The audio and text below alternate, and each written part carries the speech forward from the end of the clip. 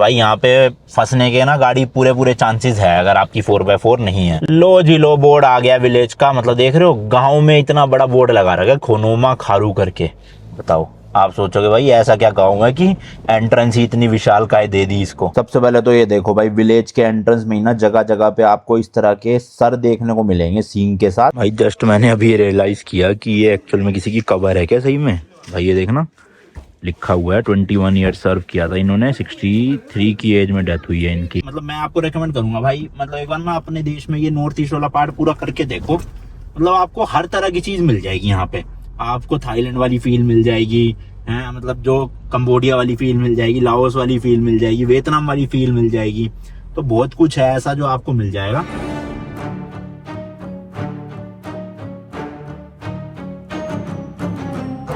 भाई 3 दिन हो गए हमें यहाँ कोहिमा नागालैंड में, और हर रोज लिटरली हर रोज बारिश आ रही है, रुकने का नाम ही नहीं ले रही। पता नहीं क्या हो रहा है। बट आज एक अच्छी न्यूज़ है कि अपना ये जो माइक था ना जिसका रिसीवर ख़राब हो गया था कल, वो वापस चल पड़ा है। तो अब आपको जो है वो होली लैंड के माइक से ही आवाज़ सुनाई देगी जब तक ये काम कर रहा है तब तक।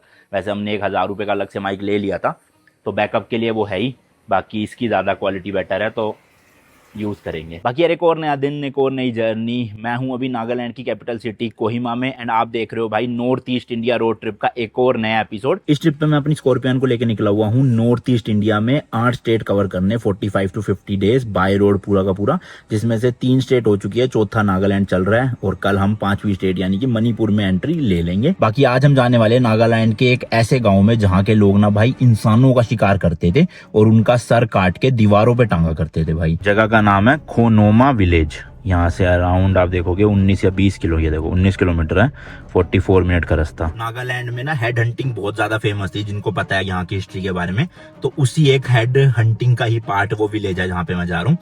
एंड भाई कोहिमा से हमने चेकआउट करा, यहाँ से ना 1 घंटे की ड्राइव है उस गांव की, और उसके बाद पूरा गांव घूमेंगे और वहीं पे कोशिश करेंगे कोई होटल मिल जाए अपने को रहने के लिए, होटल या होम स्टे ही मिलेगा।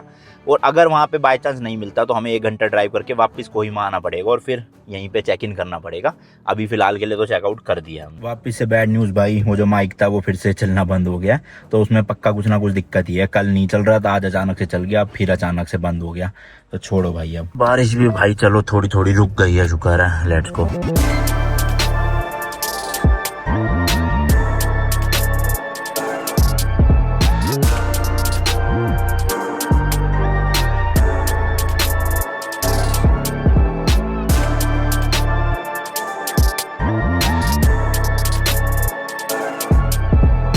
रोड तो भाई सही बनी हुई है और है पतली लेन, लेकिन मतलब 2 गाड़ियां निकल सकती है, बट थोड़ी मुश्किल होएगी।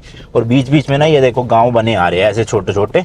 तो मतलब मैं आपको रेकमेंड करूंगा अगर आप नागालैंड आ रहे हो ना, तो मेन कोहिमा सिटी में एक रात बिता लो, काफ़ी है, क्योंकि वहाँ ना कुछ है नहीं है सच। आपने लास्ट वीडियो भी देखी होगी, ज़्यादा कुछ घूमने का था ही नहीं भाई। मतलब 2-4 जगह है, उसमें से 1-2 बंद पड़ी हुई थी, तो क्या ही घूमोगे। बट जो एक्चुअल ब्यूटी है ना नागालैंड की, या जो एक्चुअल में कल्चर वगैरह आपको देखने के लिए मिलेगा, वो यहाँ के गाँव में देखने को मिलेगा। तो कोई भी ऐसे आसपास के ना छोटे मोटे गाँव पकड़ लो, 1 रात 2 रात कहीं पे बिता ली, 1 रात 2 रात कहीं पे बिता ली, तो ऐसे करोगे ना ज़्यादा मज़ा आएगा आपको। इसलिए हमने सोचा कि आज हम ना खोनोमा ही चलते हैं। तो अभी ये देखो बोर्ड भी आ गया राइट साइड में, दीमापुर राइट में है और खोनोमा इधर है। तो ये यहाँ का एक काफ़ी ना मतलब पॉपुलर गांव भी है, बड़ा भी है, फैसिलिटीज़ भी है, और यहाँ पे आपको ना यहाँ का थोड़ा कल्चर वगैरह देखने को मिलेगा। तो देखो खोनोमा 9 किलोमीटर दिखा रहे हैं यहाँ से, तो इसलिए मैंने खोनोमा गाँव चूज़ किया। वैसे आप देखोगे आसपास और भी कई सारे गाँव हैं।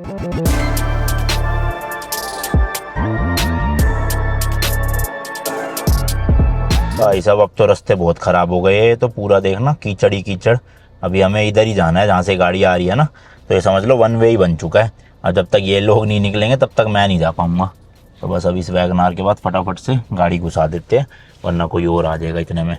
और भाई यहाँ पे फंसने के ना गाड़ी पूरे पूरे चांसेस है अगर आपकी 4x4 नहीं है, क्योंकि काफ़ी स्लश बना हुआ है ये, मतलब बारिश की वजह से, मिट्टी की वजह से, लैंडस्लाइड्स की वजह से। तो थोड़ा सा देख के आना। वैसे तो खैर नॉर्मल गाड़ी अभी चल रही है यहाँ, इतनी कोई दिक्कत मुझे लगता नहीं होगी, बट हो भी सकती है, कह नहीं सकते। कंस्ट्रक्शन का काम वैसे तो चल रहा है रोड का ना, बट वही है भाई, ये भी क्या ही कर लेंगे जब तक बारिश हो रही है। बारिश होती है तो काम रुक जाता है, जितनी सड़क बनी है वो भी ख़राब होने के चांसेस रहते हैं। तो उससे अच्छा तो मतलब बारिशों के बाद ही बनाई जाए, क्योंकि ये तो रोड भाई पूरी गड्ढे गड्ढे हो रखी है, देखना बड़े बड़े पत्थर गिरे हुए दिख रहे हैं, बड़े बड़े गड्ढे बने पड़े हैं। तो अब काफ़ी हालत ख़राब है। 7.5 किलोमीटर अभी भी बचा है वो विलेज।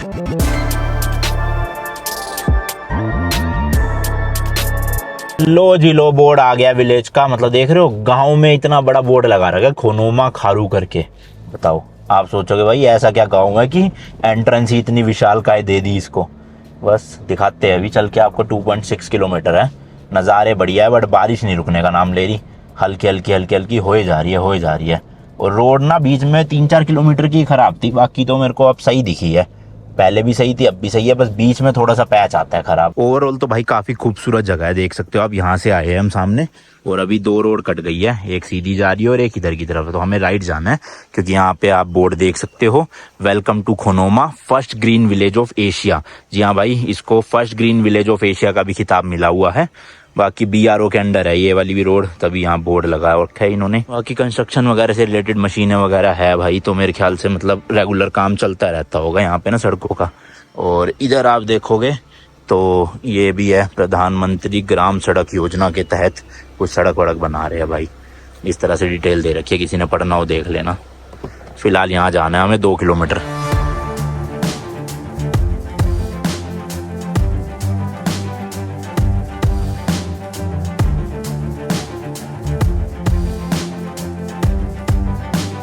लो जी लो, पहुंच गया विलेज। अभी फिर से 500-700 मीटर की रोड काफ़ी ख़राब थी।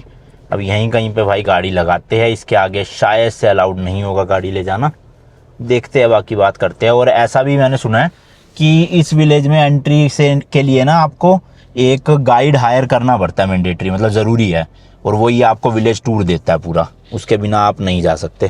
तो देखते हैं भाई कहाँ क्या है। अभी तो कोई लोग ही नहीं दिख रहे मुझे, बारिश की वजह से लग रहा है सारा सुनसान सा पड़ा है। तो भाई अभी लोकल से पता चला है कि एक तो संडे है और दूसरा वेदर ख़राब है, तो इसलिए वॉकिंग टूर जो है वो विलेज का हो ही नहीं पाएगा आज, जिसकी वजह से हम विलेज में मतलब एक तरह से कुछ कर भी नहीं सकते। अब फालतू में 1 घंटा दूर आए भी है और कुछ हो भी नहीं रहा, दिमाग ख़राब हो रहा है कल से ही। कल भी पूरा दिन वेस्ट गया भाई, कुछ ट्रैवल नहीं कर पाए ढंग से, कुछ एक्सप्लोर नहीं कर पाए। आज का भी दिन अब मुझे लग रहा है वेस्ट। और इतने दिन अपने पास है नहीं कि अब एक दिन और एक्स्ट्रा स्टे करे और कल फिर से यहाँ पे आए। तो अब देखते हैं भाई क्या करना है, चलते हैं फिर, या तो मणिपुरी चलते हैं और क्या करें। बस भी आती है देखो यहाँ पे ना, खड़ी हुई है स्टेट ट्रांसपोर्ट की। और ये इस तरह का विलेज है पूरा। तो अभी उन्होंने लोकल जो थे उन्होंने बताया, ये वाली जो बिल्डिंग है ना सामने, ये है भाई इको टूरिज्म जहाँ लिखा है ऑफिस। तो यहाँ जाके पता करना है अपन को गाइड के लिए। बट उन्होंने तो वैसे मना ही कर दिया कि संडे है और बारिश भी आ रही है, तो गाइड मिलना मुश्किल है इस टाइम पे। बाकी लेट्स सी, आया है तो ट्राई तो कर ही लेते हैं। बड़ा ही मस्त सा गाँव लग रहा है यार। अभी तो खैर लोग दिख नहीं रहे, शांति है। एंड ये बिल्डिंग है भैया, देख सकते हो आप। हाँ, ताला लग रहा है, ये लो, हो गया ना काम। बंद है भाई, संडे की वजह से बंद है या फिर बारिश की वजह से बंद है, नो आइडिया। टाइमिंग तो लिखी है 8 AM to 4 PM, बट ये नहीं लिखा कि संडे को बंद है। इधर देखो सोविनियर शॉप है जो, वो भी बंद पड़ी है। ये भाई यहाँ का चर्च है, देखो सामने, कैथेड्रल या चर्च जो भी कहना चाहो। और ऊपर भी गाँव है, इस तरफ जाओगे यहाँ भी गांव है, इस तरफ भी गांव है। अभी वहाँ पे जो नंबर था ना, उनसे मैंने कॉल करके बात करी है, वो कह रहे संडे क्लोज रहता है, कल खुलेगा मंडे को। तो वेदर रीज़न नहीं है, संडे रीज़न है। जबकि आप ऑनलाइन जहाँ भी सर्च करोगे वहाँ लिखा हुआ है संडे को भी खुलता है। तो एज अ टूरिस्ट हम तो भाई ऑनलाइन ही देख सकते हैं, हमें क्या पता कब खुलेगा नहीं खुलेगा। बट चलो, हमने अपनी वीडियो के थ्रू आपको बता दिया कि संडे क्लोज होता है, मत आना भाई। कुछ भी गयो, विलेज है तो सुंदर बड़ा, देखना क्या मस्त है। और यार ऑनलाइन तो ना यहाँ पे किसी भी वेबसाइट पे, मतलब किसी भी ऐप पे कोई भी होटल नहीं दिखा रहा, वही सारे वहाँ कोहिमा के ही दिखा रहे हैं। बट आसपास के लोगों से पूछ पाछ के या गूगल मैप से पूछ पाछ के 2-4 होम स्टेज मिले हैं यहाँ पर। उनमें फ़ोन करके पूछा तो फुल है, कह रहे आज तो जगह नहीं मिल पाएगी। अब एक लास्ट होम स्टे का उम्मीद है, वो है भाई ये वाला, ये जो हरा छत है ना, ये भी एक्चुअल में एक होम स्टे है। बट आप देखोगे कहीं पे भी बोर्ड वोर्ड कुछ है ही नहीं भाई, किसी को क्या पता चलेगा होम स्टे है। वो तो बता दिया हमारे को लोकल ने एक। तो गाड़ी फिलहाल अभी यहाँ खड़ी कर दी है और ऐसे देखो नीचे उतर के जाना पड़ेगा। बारिश वैसी आ रही है तो फ़ोन रखता हूँ ध्यान से। लो भाई, इनके पास भी अवेलेबल नहीं है, कह रहे 2 ही रूम थे और दोनों चढ़े हुए आज के लिए। ऐसा क्या भाई साहब डिमांड है, और लोग बुक कर कहाँ से रहे हैं, ऑनलाइन तो कुछ शो कर ही नहीं रहा। वही है भाई, किसी ने वीडियो के थ्रू देख दुख के नंबर निकाल के बुकिंग कर रखी होगी, या लोग आगे होंगे सुबह सुबह यहाँ पे और बुकिंग कर ली होगी। अब मैं सोच रहा हूँ चलते ही है यार, छोड़ो। भले ही अब नागालैंड की ट्रिप इतनी कुछ खास रही नहीं अपनी, क्या करे भाई, अब कुछ ऑप्शन भी नहीं है। घर तो देखोगे ना काफ़ी सारे हैं यहाँ पे, बट होम स्टे इतने लोगों ने नहीं बना रखे। ये नॉर्मल लोकल लोगों के ही घर है, देखो कितने सारे हैं ना मस्त एकदम।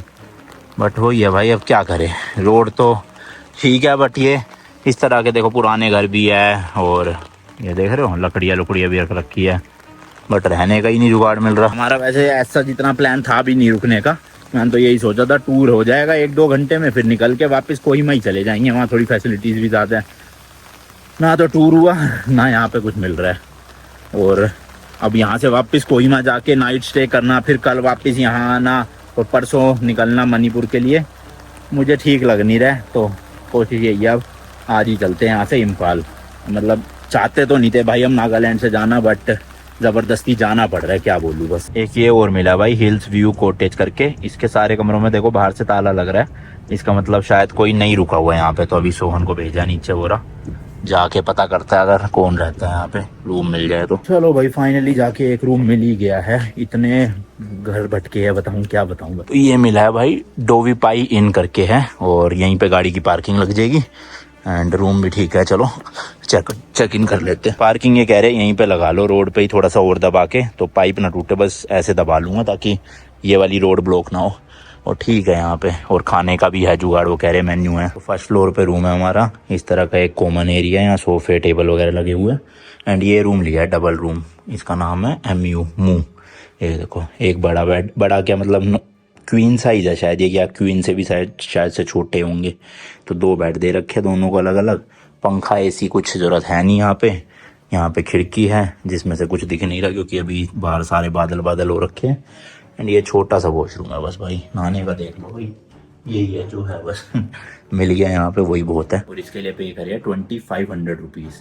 और एक नीचे वाली फ्लोर पे फैमिली रूम भी था, उसमें 4 बेड लगे हुए थे, एक डबल बेड था, 2 नहीं हाँ 3 थे या 4 बेड थे, जिसमें मेनली 4-5 लोग सो सकते हैं।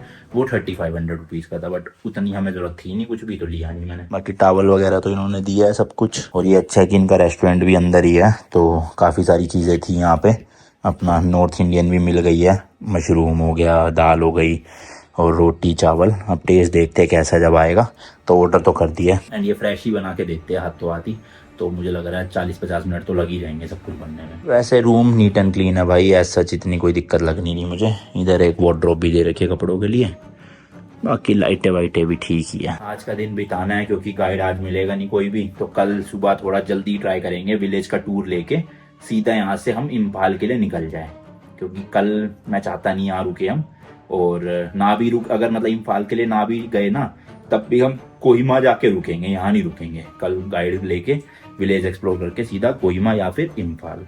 आज का दिन पूरा वेस्ट, आराम से बैठ के अपने काम निपटाते हैं, रेस्ट करते हैं थोड़ा। लो जी लो, अपना खाना आ गया, मशरूम, दाल, चावल, रोटी और पापड़। भाई शाम के 4 बज गए, अब जाके जो है वो बारिश रुकी है, बट अभी भी ना क्लियर नहीं हुआ है व्यू पूरा। देखो बादल ही बादल है चारों तरफ, इधर भी और इधर भी।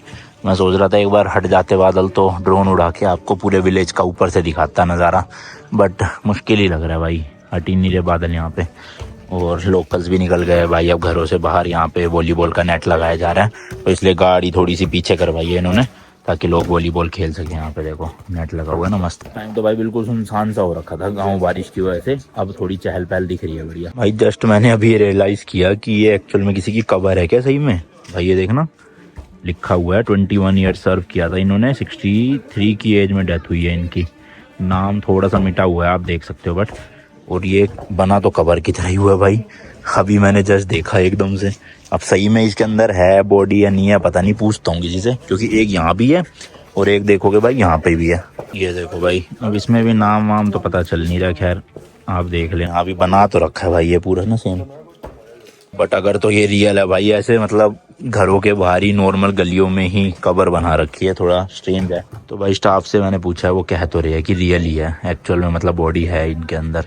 और ये शायद से उसी टाइम की होगी भाई, पुराने मतलब, तो इसी घर के बाहर है। और पता नहीं कल गाँव का टूर लेंगे पूरा तब पता चलेगा। बाकी लकड़ियाँ वकड़ियाँ आपको जनरली घरों में ऐसे कटी हुई दिख जाएगी, ये देख सकते हो आप, शायद खाना वाना बनाने के काम आती होगी या घर की कंस्ट्रक्शन में भी। और ये वाइट कलर का पानी का टैंक होगा जहाँ तक मुझे लग रहा है।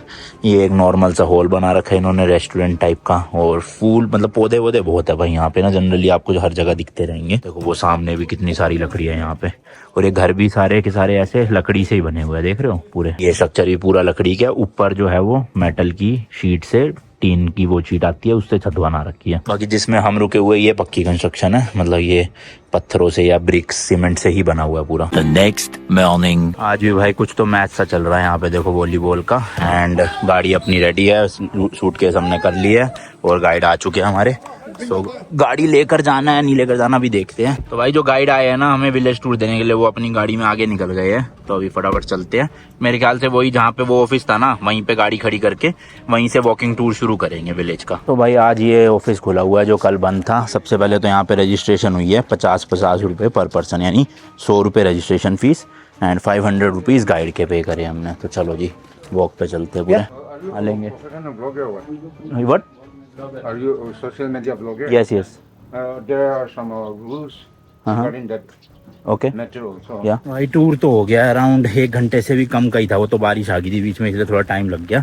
बट यहाँ पे थोड़ा सा वीडियो बनाने को लेके उन्होंने मना कर दिया था, तो मैंने फ़ोटोज़ की परमिशन ले ली थी।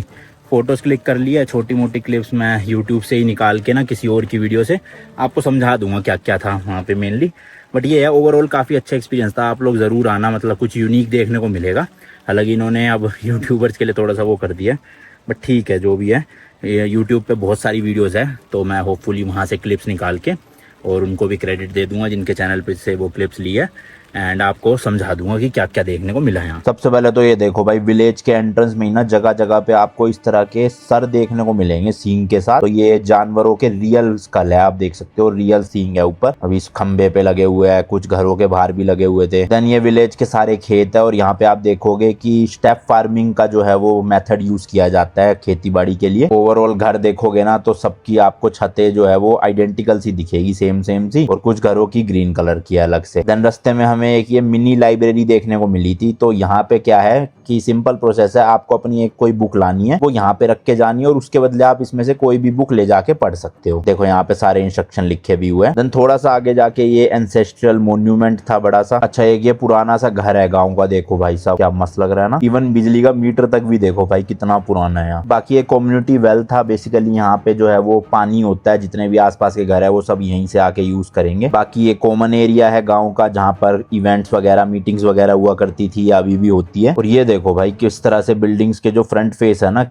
ऐसा जो है वो नागालैंड का स्ट्रक्चर हुआ करता था बिल्डिंग्स का, अभी भी आपको देखने के लिए मिलेगा। एंड यहाँ भी देखोगे ना जगह जगह पे आपको वो सींग देखने को मिलेंगे लटके हुए। इसके अलावा एक ये बिल्डिंग के अंदर बहुत पुरानी जो है वो बंदूकें भी लटका रखी थी और भी काफी सारे ऑब्जेक्ट्स है जो उस टाइम पे यूज किए जाते थे। ये एक फायर पिट है भाई जहाँ पे सब लोग जो है वो बैठते थे और बीच में ऐसे आग जलाई जाती थी ठंड में। देन इस तरह की मशीनों से जो है वो यहाँ की औरतें ऐसे अलग अलग चीजें बनाती है, जैसे कि स्कार्फ हो गया या और भी काफी सारी चीजें थी। तो आप इसका प्रोसेस देख सकते हो भाई कितना ज्यादा यूनिक है ये। मतलब मैंने तो अपनी लाइफ में भाई पहली बार ऐसा कुछ देखा था होते हुए। इसके बाद गांव के टॉप पॉइंट पे ले जाया गया था, वहां से भाई पूरे गांव का व्यू दिख रहा था। और यही वो जगह थी जहां से जो गांव वाले हैं ना वो डिफेंड किया करते थे जब भी कोई अटैक होता था यहाँ पर, क्योंकि गाँव के जितने भी गेट्स है ना उसका व्यू यहाँ से अच्छे से दिख जाता है। अच्छा रास्ते में मुझे एक ये छोटी सी शॉप दिखाई दी थी भाई। तो यहाँ पे बेसिक फंडा क्या है, सब कुछ ट्रस्ट पे चल रहा है। आप इनमें से जो भी चीजें लेना चाहते हो, देखो जैसे अलग अलग चीजें हैं यहाँ पे, कैंडीज वगैरह भी है, तो जो भी चीज लेना चाहते हो उसका पैकेट उठाओ और ये जो डब्बा पड़ा हुआ ना पे हेयर लिखा है, इसमें बस आप पैसे डाल के चले जाओ। कोई बंदा नहीं है आसपास, कुछ नहीं है, सब ट्रस्ट पे चलेगा। बाकी चलो यार चलते हैं, अब बारिश तो रुकने का नाम नहीं ले रही। अब हमें यहाँ से कोहिमा जाना है,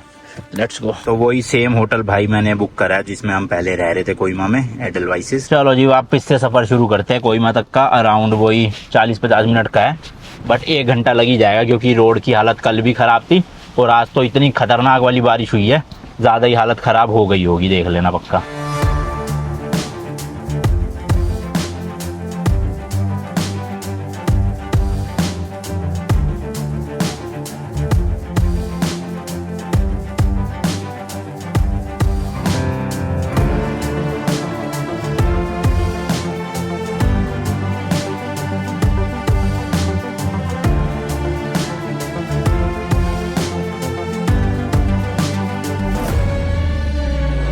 तो फिलहाल भाई यहाँ पे टूरिस्ट ना के बराबर ही था, और जो थे भी ना वो आसपास के स्टेट के ही थे, अरुणाचल वगैरह के।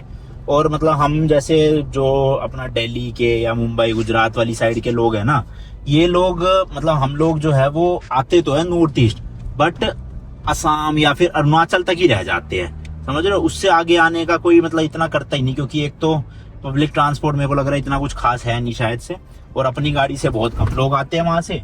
ट्रेन व्रेन का मुझे सीन ज़्यादा पता नहीं है, बट ये है कि ज़्यादा टूरिस्ट मैंने देखा नहीं आते हुए कि लोग मणिपुर घूमने आ रहे हैं या नागालैंड घूमने आ रहे हैं, मिजोरम घूमने आ रहे हैं, त्रिपुरा घूमने आ रहे हैं, समझ लो। सब लोग आते हैं तो हद से हद मतलब असम चले जाते हैं, जो थोड़ा सा रोड ट्रिप करना चाहता है वो अरुणाचल चला जाता है, और मेघालय साइड बहुत लोग जाते हैं, शिलोंग हो गया, चिरापुंजी हो गया, ठीक है। तो मतलब मैं आपको रेकमेंड करूंगा भाई, मतलब एक बार ना अपने देश में ये नॉर्थ ईस्ट वाला पार्ट पूरा करके देखो, मतलब आपको हर तरह की चीज मिल जाएगी यहाँ पे।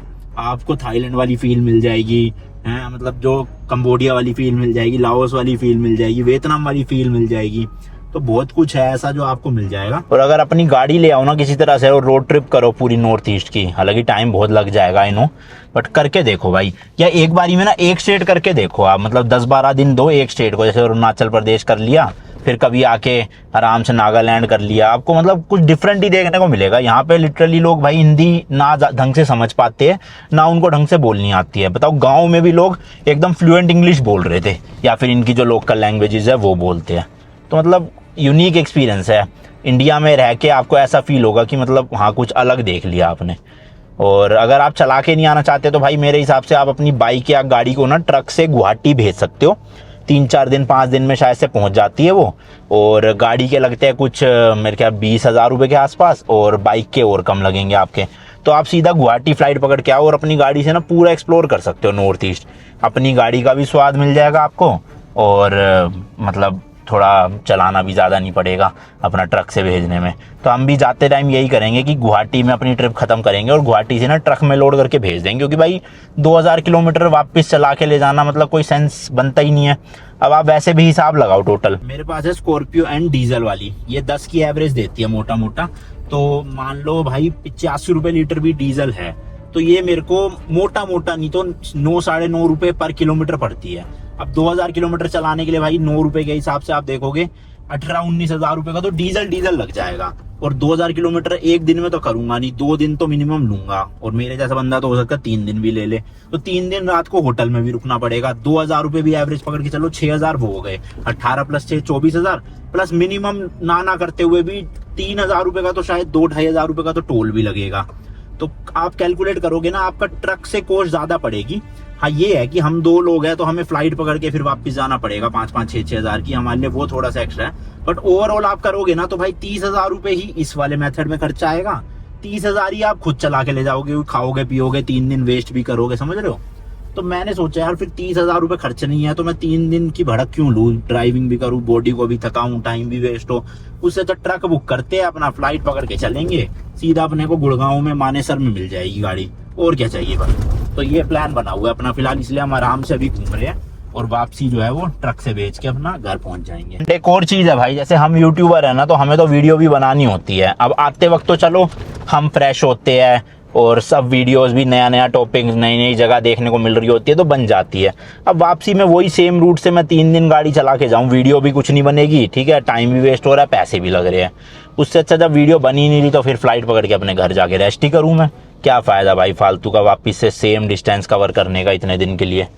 तो इसलिए फाइनल यही है कि भेजेंगे ट्रक में, और अभी फ़िलहाल घूम रहे हैं, कोहिमा पहुँचते हैं, पहुँचने ही वाले हैं 15-20 मिनट में, और खाना वाना कुछ खाएंगे वहाँ पे। देन भाई कल आराम से निकल जाएंगे फिर हम इम्फाल के लिए।